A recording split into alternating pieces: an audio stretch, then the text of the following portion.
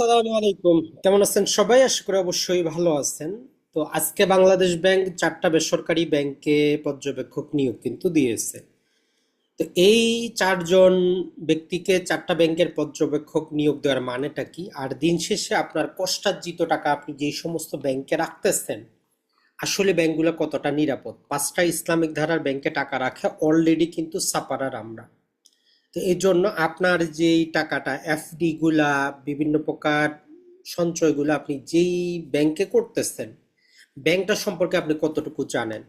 আপনার ওই শাখাটা ভালো বলে, শাখাটাতে এসি আছে, দেখতে ভালো, ম্যানেজাররা ভালো ভালো কথা বলে, এই সমস্ত কথা শুনে ব্যাংকে টাকা রাখা যাবে না। মনে রাখবেন, বাংলাদেশ এমন একটা জায়গা যেখানে 61টা ব্যাংক অনুমোদিত, ছোট্ট একটা দেশ। যেখানে 20টার বেশি ব্যাংকের দরকার হয় না, সেখানে তার চাহিদার তুলনায় প্রায় 3 গুণ পরিমাণ ব্যাংক আছে। দিন শেষে যেটাই হোক, কষ্ট করে ইনকাম করতেছেন আপনি, সঞ্চয়টা আপনি করতেছেন, আপনার সঞ্চয় নিরাপদ রাখার দায়িত্ব আপনারই।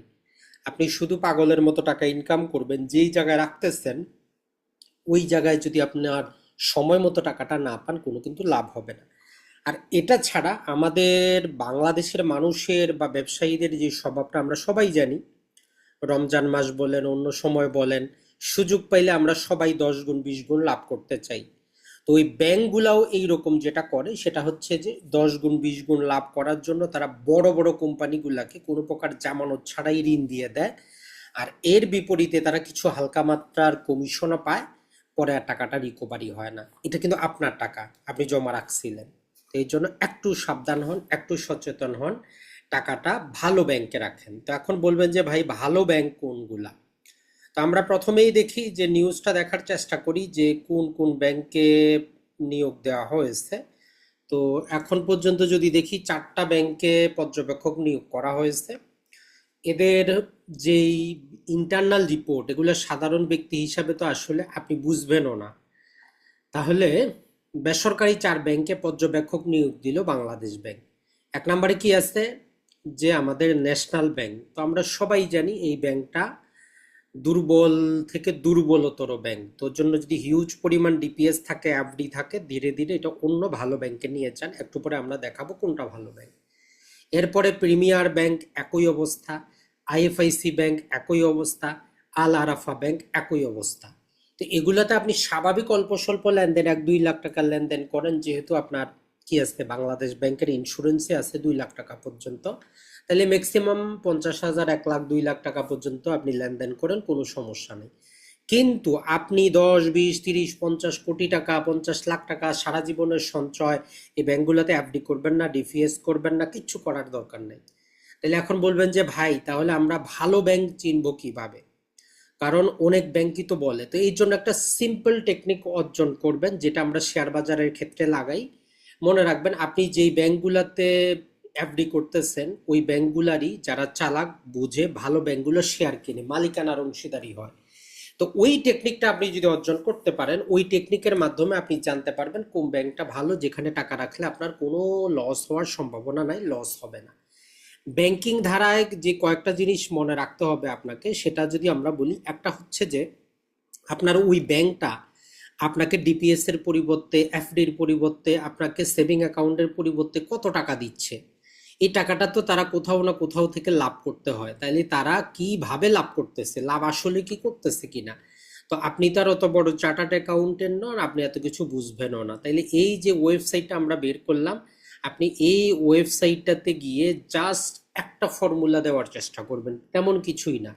যে আপনি যে ব্যাংকটাকে ভালো মনে করছেন, তাহলে ওই ব্যাংকটাতে যে বিনিয়োগ করছে মূল মালিক, তার কাছে আসলে টাকা পয়সা আসতেছে কিনা। যদি তার কাছে রেগুলার টাকা পয়সা লাভে আসে, তাইলে আপনি চিন্তা করতে পারেন যে আপনিও লাভবান হবেন, আপনার ডিভিএস, আপনার এফডি এগুলো সুরক্ষিত থাকবে, ব্যাংকটা দেউলিয়া হবে না। তো এটার জন্য আপনি এই যে fiscal.ai, যুক্তরাষ্ট্র ভিত্তিক শেয়ার বাজার যাচাই বাছাইয়ের একটা ওয়েবসাইট, এখানে গিয়ে আপনি আর ও ই বলে একটা শব্দ টাইপ করবেন। আর ওই মানে হচ্ছে মালিকের টাকার বিপরীতে বছরে কত শতাংশ লাভ। এটা 5 বছরের অ্যাভারেজ নিবেন জাস্ট, যে গত 5 বছরে কোন ব্যাংকগুলা ভালো দিতে পারছে। তো এখানে 36টা ব্যাংক আছে। আপনি যদি এখানে দেখার চেষ্টা করেন কিছু কিছু ব্যাংক, এই যে বিশেষত আমরা যদি বলার চেষ্টা করি, কিছু ব্যাংক আছে তারা মালিকদেরকে দিতেই পারে নাই, মাইনাসে আছে। এই যে এবি ব্যাংক, ন্যাশনাল ব্যাংক, রূপালী ব্যাংক, সরকারি ব্যাংকগুলোতে তো আপনি এগুলা করবেনই না। তো এটার জন্য আমরা এখানে একটা সিম্পল একটা সূত্র প্রয়োগ করে দিতে পারেন আপনি, সেটা হচ্ছে যে আরওই কমপক্ষে 12%। যে গত 5 বছরে তার মূল মালিককে 12% যদি ইনকাম করে দিতে পারে, তাইলে আপনার টাকাটাও সুরক্ষিত থাকবে।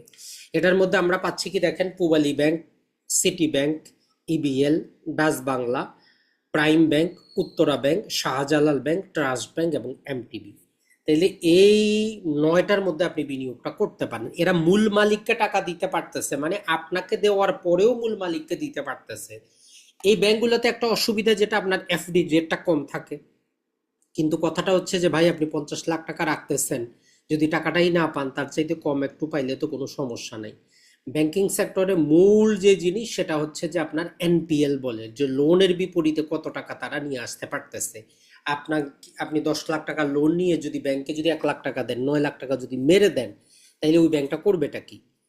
এই রকম হচ্ছে কথা। তাইলে এই যে 61টা ব্যাংক থেকে মাত্র 9টা ব্যাংক আমরা পাইলাম, যেইগুলাতে আপনি এফডি করতে পারেন, সেভিং অ্যাকাউন্ট করতে পারেন, টাকা জমা রাখতে পারেন। আর যদি মাথায় একটু বুদ্ধি থাকে, শেয়ার বাজার সম্পর্কে একটু বুঝেন, তাহলে আমরা রিকোয়েস্ট করব যে আপনি এই ব্যাংকগুলা শেয়ার কিনেন, এফডি না করে, ডিপিএস না করে। আগামী 10-20 বছরের জন্য যে টাকাটা আপনার দরকার নাই, ওই টাকাটা আপনি এদের শেয়ার কিনেন। আর যে টাকা আপনার লাগবে মাত্র 1 বছর 6 মাসে, ওইটা আপনি এফডি করেন, সঞ্চয়পত্র কিনেন, কোনো সমস্যা নেই। তাহলে সিম্পল এই টেকনিকটা প্রয়োগ করে আপনি কি করতে পারতেছেন, আপনি ভালো ব্যাংক কিন্তু যাচাই করতে পারতেছেন, আপনার কারো কাছে কিন্তু যাওয়ারও প্রয়োজন হচ্ছে না। তাহলে যারা এই ভিডিওটা দেখলেন, তাহলে কোন ব্যাংকে টাকা রাখবেন আপনি বুঝতে পারছেন। তো আমরা জানি সবচেয়ে যে প্রশ্নটা পাই, ইসলামিক ব্যাংক বাংলাদেশ লিমিটেড।